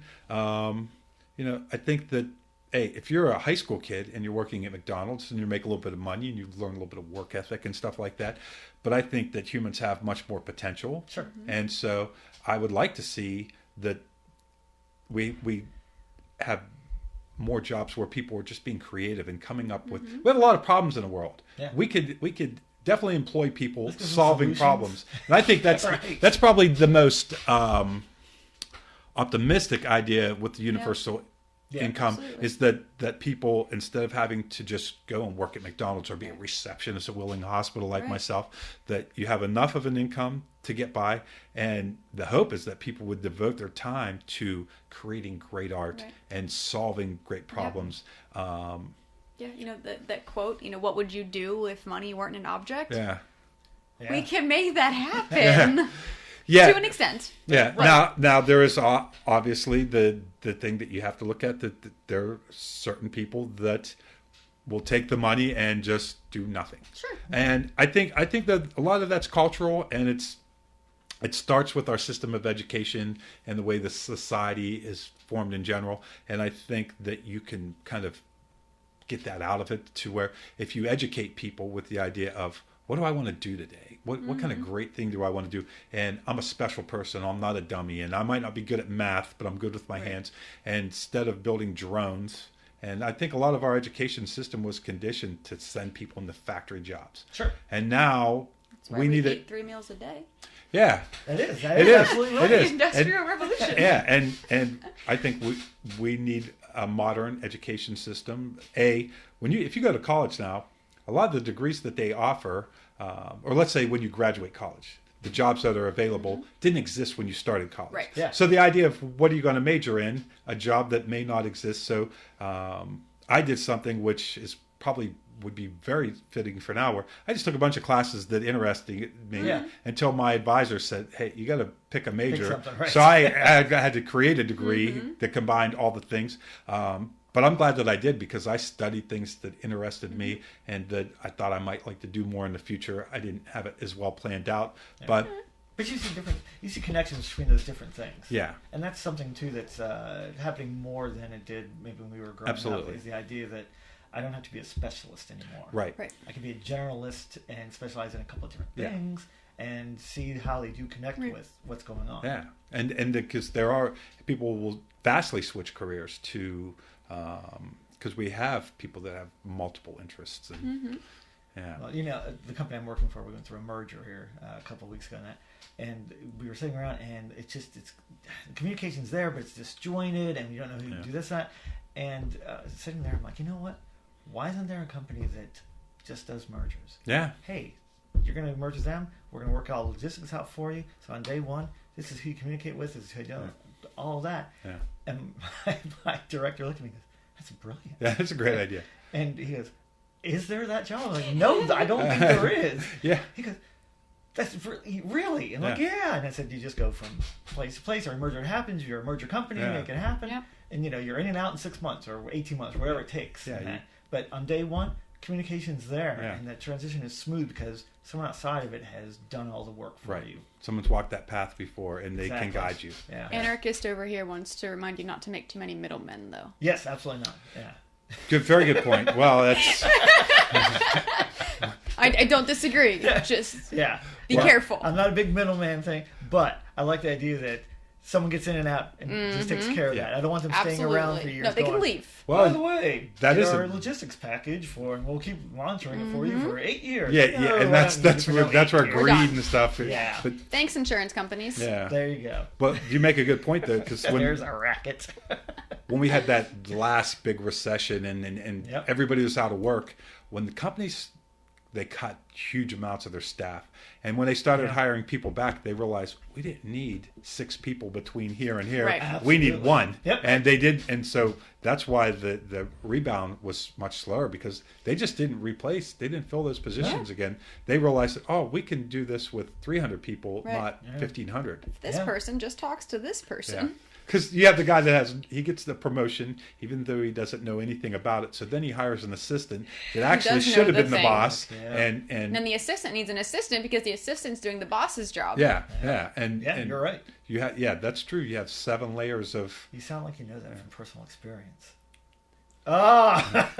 So... I'm not saying your current job, by the way. I'm saying you've worked other jobs. So I, in the course of my life, I have worked for Best Buy. Yep. Relatively large company. Yes. Then I worked for AT&T. I do remember that. Yes. Very large company. Yeah. Now I'm working for a subset of DHL. Yeah. Also a very large company. I didn't realize that was a subset of DHL. Yeah, Williams-Lee is a subset of DHL. Wow. The package delivery Well, people, they right? were. Yeah. We just got sold. Don't ask me anything about it. That company with Hannah Mull, I don't want to have anything to do with them. Sell. We got sold to a slash and burn investment group, so that's gonna be awesome. Ooh. Sorry. That level of finance is stuff that I don't even understand. It's insane. Yeah. It's I follow it and I glean like 10%. It's not gonna work. It's not going to work. I'm not going to sit here and explain to you why it's not going to work. Yeah. But with the company model that we have, it's not going to work. Yeah. And you guys do good work, like really good work. And we work for big names. We work for international law firms. We do advertising for many, many large companies. Your rotation is really good in the business world. And you guys employ like most of the people that I know. Right? Half the people I know work at Williams-Lee. And it's not going to work. You can't piss off Goldman and Sachs and continue to be a slash and burn investment group. It's not going to work. You can't piss off someone like that. Yeah. You're never going to do it again. So it had better be worth it, because you will never, ever be able to do that again. Yeah. And I don't think that's going to work. So I might be safe. And I like the idea of Williams-Lee being in Willing, because it's most of the work you do is remote. Mm-hmm. So it's a great place where it's decent standard of living. Yeah. You don't have the high rate that you would have if you were in a more metropolitan area. I do make 1/3 of what the people in San Francisco make. Right, but they probably pay. You need to. Contractors, yay! Yeah. I mean, but if you think about what it costs to live in San Francisco these days, exactly, absolutely. Venice Beach, now the Google's moving in there, is ridiculous. Is that crazy? Yeah, we have a friend that lives in Portland, and what you pay for a tiny little apartment, and when he told me what his salary is, I'm like, oh wow, that's great. And then we find out what your rent is, like, oh.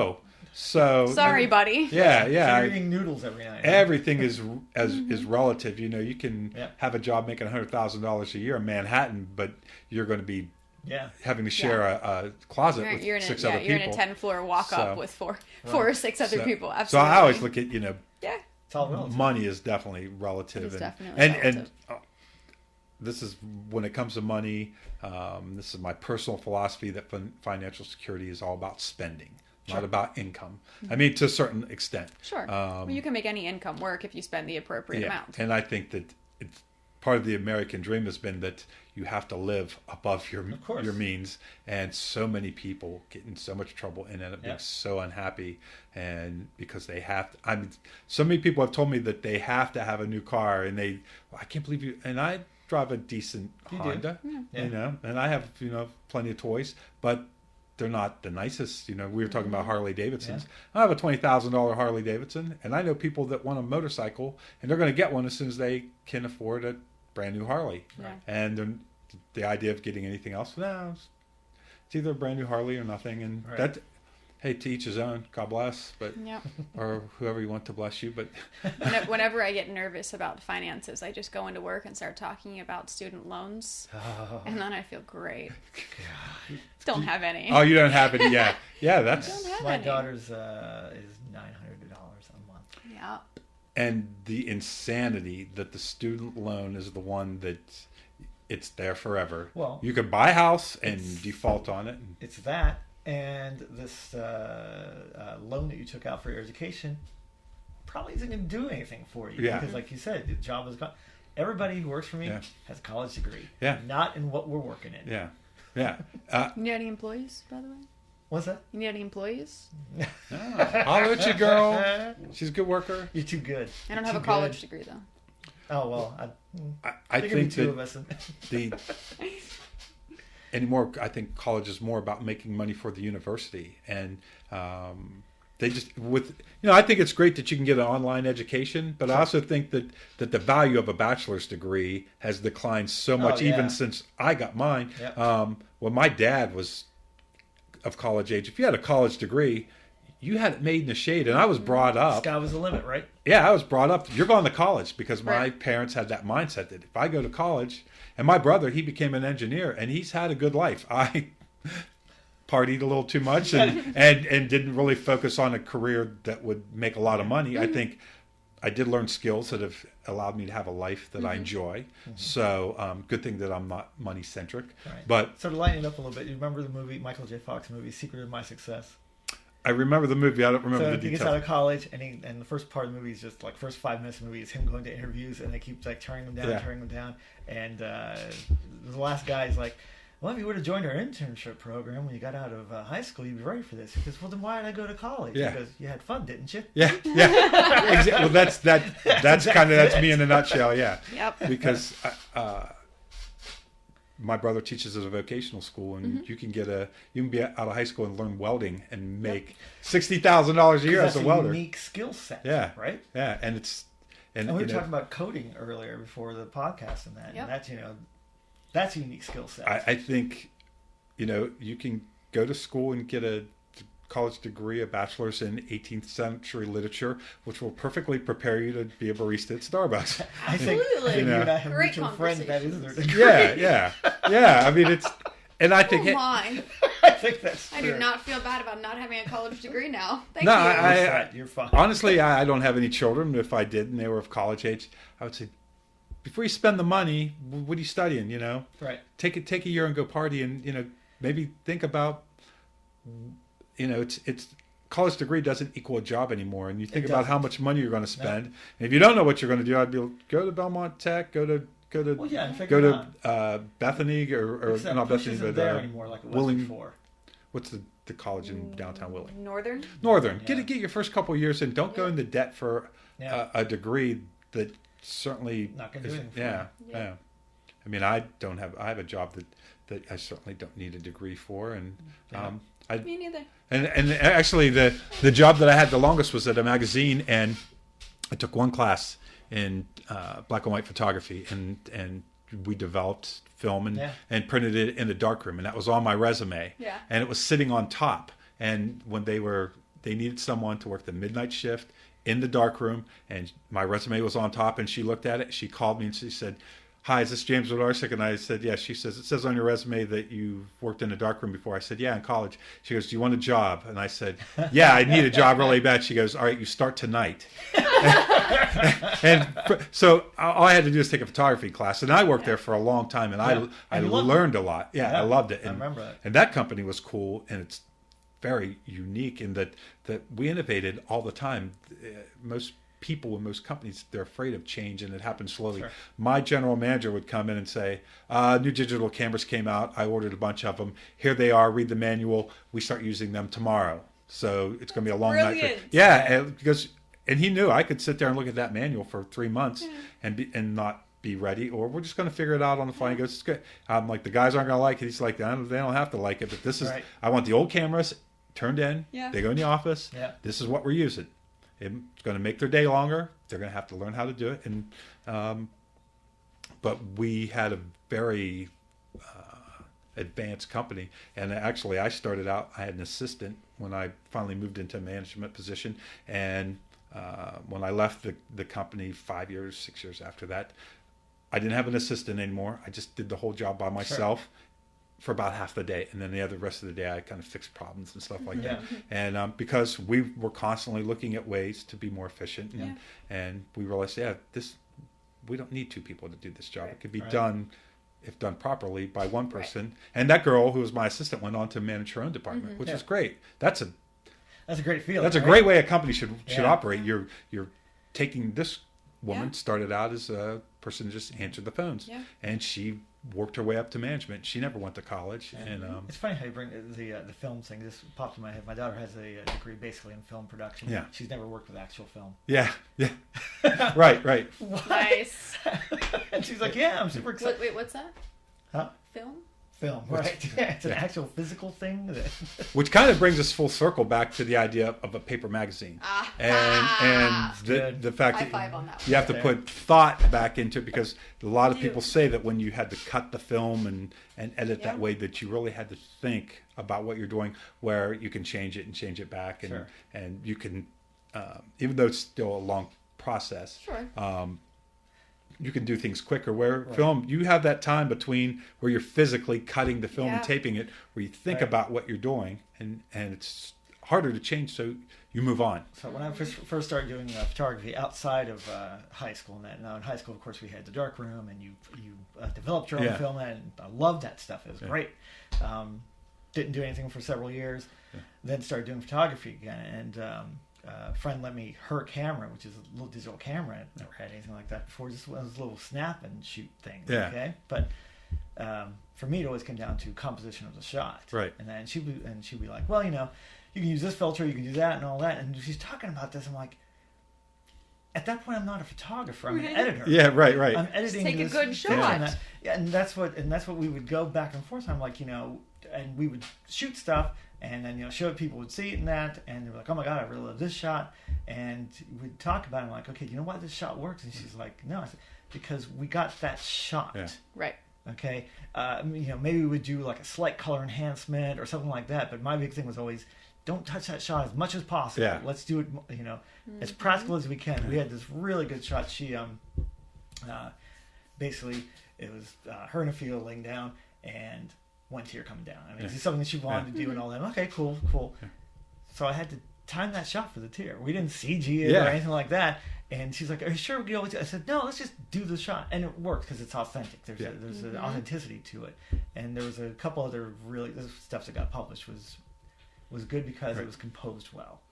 Yeah. And that whole editing thing really bothers me. Yeah, so I said that I had a class in photography, but I was very into photography, and the job that I had at the magazine where I was manager was manager of the photography department. So I was, pretty into photography, not as technically into it, but when you shot on film, you have a roll of 24, and this was in my personal life.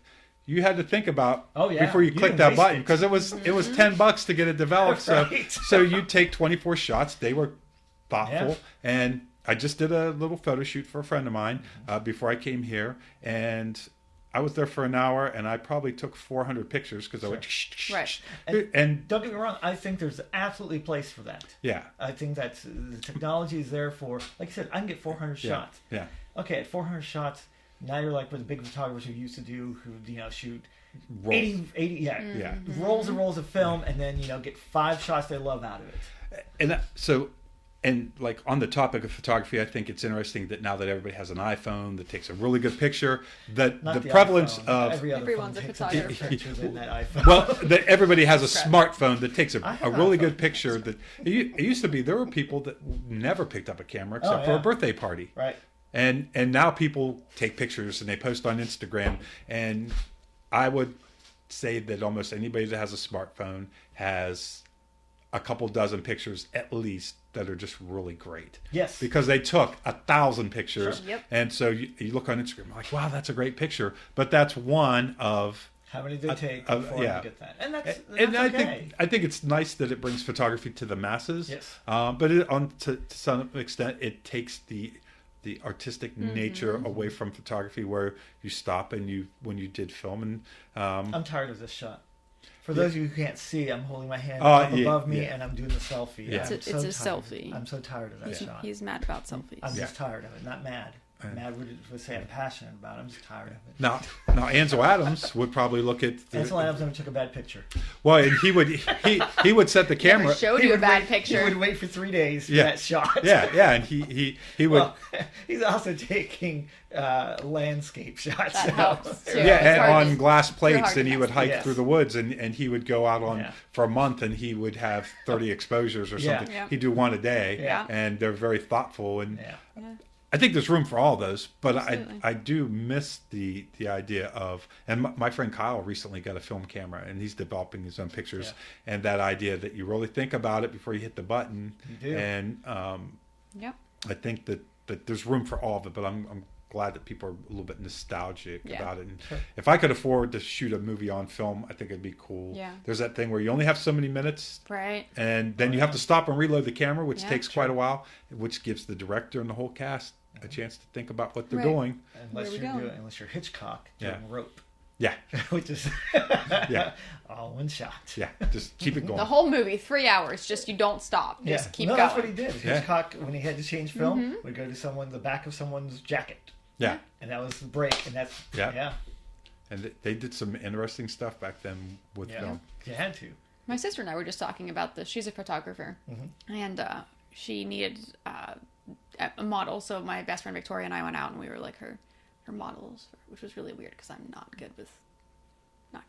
Anyway, 2 bottles of wine, and I was fine. So Like one of the most photogenic people I know. I'm not good with pictures. I'm not photogenic. Oh my God! I am not photogenic. I'm not saying I'm not a lovely, beautiful person. I'm saying I'm not photogenic. Anyway, so we were out there, and she kept like walking over and like moving my chin, like just a centimeter, and I'm like, what the hell? Come on! Every shot, she'd walk over, she'd take my glasses off, and move my chin like just a little centimeter down with her finger. I was like, this is stupid. This centimeter isn't going to make a difference. And she's like, yes, it will. Yeah. Angles. It's all about angles. So then she would take like one shot. She's not a waster. She does not waste her time. She's like, click. Okay, we're done. We're ready. Moving on to the next one. So we move on to the next one. Yeah, I like that. We got done and we looked at them and I was like, oh my God, I look great. I'm hot. Like, I know it. That's a great photo. And she's like, it's about the angles, Hannah. I'm like, oh shit, you're right. And it is. It is. It's that tiny little centimeter that you nudged my chin over. Yeah. Made the difference. And she could have taken 100 pictures and waited till she caught one where your chin was in the right position. But as an artist, she knew the position. She only had to take one. And again, I think it's great that people can have that joy of taking a really good picture. But I also have a lot of respect for the photographer who is an artist who knows exactly how to get that one shot, and they only need the one to get able to poke you in the chin, so you move just a centimeter to the correct angle. You're her sister. She's allowed to poke you anywhere she wants. She's allowed to poke me in the chin. It's all in the family. It was fun though. There's a great shot of me laying on the ground with flowers in my armpits. We'll use that to promote the podcast on Facebook. Okay, perfect. Perfect. And we'll credit your sister, of course. I'm still not gonna you have to photo credit her. She will get very angry. She's an artist. Every time her boyfriend puts a new profile picture up, it's always one of her photos. Yeah. And if he doesn't tag her with photo credit, she on it like that. It's hysterical. She's a serious artist. I think that's great. Yeah. It's great. It makes me happy. Yeah, absolutely. Well, kids, we are an hour 44 minutes. Wow. Oh, I have to go get my kid. I know. I got to go have a kid sometime. Excuse me, some what? point. Huh? Some point. We don't need to know about that. I mean, I'm happy for you, but you can keep it to yourself. Well, I too. mean, I'm not no plans in the future. I'm Okay, saying at some okay. point, Okay. I need to probably have one of those kid things. It sounds like what You don't have everybody's to. doing. No, I don't have to. Sounds like what everyone's doing. You don't I have mean, to. that's what All the cool kids. all the cool kids. You guys have kids, so maybe I should have a Popped kid. him out young now. Now Yeah. Trev gets to live a life. Someday. Yeah. Someday I'll have a life. It's a great feeling. I just met Trevor's daughter. She's a lovely young lady. I will yes. tell you this, guys. When your child becomes an adult and you no longer have that expense, the first month that happened, I thought like I did my bank book wrong. I'm like, how come there's so much money in the bank? Did I forget to pay a bill? What's going on? No. Have an adult child. My kid is buying their own shit. Yeah. Yeah. But and that was it. And now it's just like, hey, what do you want? Oh, I like hey, I like that. Boom, there you go, honey. Yeah. Because I'm still coming out ahead. Yeah, that's cheap. That's nothing. Someday. I have my Alaskan booze cruise planned for my 40th birthday. Yeah, exactly. Because he'll be 20 years old. Right. It'll be great.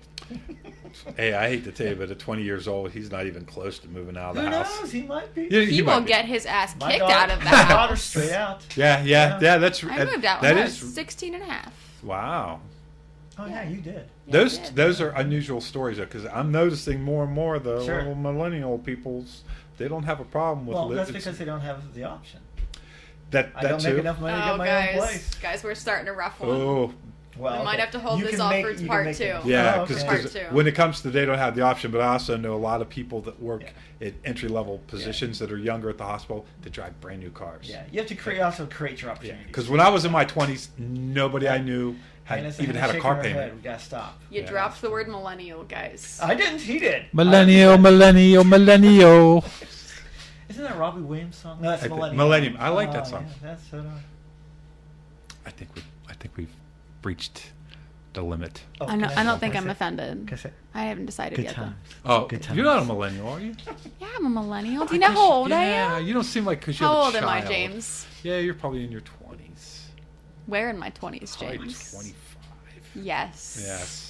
So but you don't act like a millennial, so you don't count. I'm an old soul. You are. Yeah, you're like one of us. I You forget are. that you're. I'm an old soul. Yeah. I've You You always know what, been an when we old first, soul. and this will be a quick one. When we first met, that was one of the things. We just clicked like that because I'm an it's old like soul. we just like we got in school together and hung out together our whole lives, and that it was very instantaneous. I had to say something inappropriate, then we clicked. Okay. He did have to say something inappropriate. Yeah. And she's like, "Oh, I get it. Okay." He was a couple beers in too, though. Mm-hmm. He had been there far longer than I. Oh, boy. Yeah. Yeah. Brandon Fair was like, "This is my friend James." I think I actually got a warning. I think Yeah, fair I warning. I apologize in advance. He was like, "This is my friend James," Yeah. and I was like, "Oh, I'm picking We got a it couple up." of friends like that. Yeah. We always apologize in advance for Yeah. them. He didn't quite apologize, just like Heads up. Be ready. here's. I don't know what to expect, Yeah. and neither should you. Yeah. Have you seen the Tasmanian Devil in the cartoons? That's certain nights when I'm out in public. Gotcha. Yeah. It was a good night. Yeah, it was a lot of That was a fun. night. I had to hold the lyrics to Creep because he didn't know them, but he That's also right. wouldn't say fuck. Yeah. So And you just said it Yeah. on the Sorry. on the interwebs forever. I'm so Sorry, sorry, Hannah's mommy. mom. I'm Correct. so sorry. Yeah. So I'm now I have sorry, to Ezra, label in this as 10 explicit. years. Yes. Yep, gets an E. You want me to beep it? I can go back and beep over myself. Do you want me to record it? Beep, No, I'm not and gonna you can edit go it. back. It takes too much effort. He wouldn't say the F word. Yeah. That's true. He's such a He wouldn't say that word.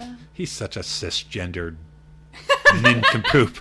I don't know. But he's a friend. I miss you, Brandon. Brandon, hey, we'll end this on Brandon Fair. Brandon Fair, because early on when I said that I was thinking about doing a podcast, he goes, "Man, you should definitely do it." He was one of the Supporter my from biggest day one? supporters from Nice. day one. He was like, "I think that's a great idea," and so I wouldn't be here It's today. turned out well, James. Yeah, It really has. it's been a lot of fun, and this has definitely been a lot of fun. You guys are great individually, together. What a blast! I knew gonna that have we'd to have a team up on it fun sometime. conversation. We're gonna I bleeding don't- heart liberal you, James. You can try. I'm as open-minded as the next person. Okay. I Well, just- who's the next person? I call Thank you. I call bullshit on everybody. That's Okay, all I'm saying. that's I don't fine. belong to any group. fine.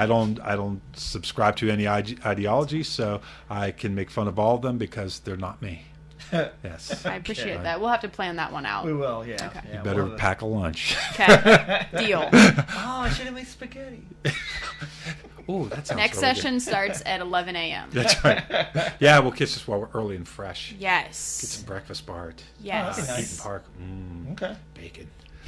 Or Well, they let us record. We could make dinner live. it's Eaton Park. Oh, they that'd would be fun. Ooh. Oh, let's Cook do on the that. podcast. Dinner and a Yeah, podcast, yes. Yeah, that's good. I Me and like Trevor it. actually have some ideas for some upcoming podcasts that we'll be getting into throughout the year, movie related and otherwise. But for now, I think you guys have been lucky to be able to listen to these two talk to me. It was We're brilliant minds. yeah, brilliant minds. It was a fun conversation where we got into some heavy topics. Yeah. And I appreciate the hell out of you guys for coming on and doing this. I knew this would be a fun one, and it did not disappoint. So thank you for being on the podcast. Thank you for listening. And whoever sent me the email, I can't remember your name, but that was very nice. I finally got a fan letter from a stranger. And I won't go into the details of it because I said I wouldn't. Thanks. But it was Can I say it? Go ahead. They like Trev specifically out of all the guests. Yeah, they I've had about Trev 40 guests on, and they said they liked the podcast, and specifically they really enjoyed when Trevor was on the comic book roundtable. Yeah. So the rest of y'all step up your game. Trev's the number one guest. I'm trying. I know. Well, who knows? Maybe the next email will say Hannah Mull, that chick. right. You're going to say Hannah Mull, that crazy liberal. Shut her up. Yeah, bring her on again. Co-host. All right. Let's talk about feminism. No. All right, that's all we have time for, because I don't know anything about that topic. So for Trevor Lindgren, Hannah Mull, I'm James Wodarcyk, in my best radio voice. Thank you for listening, and until the next time, see ya!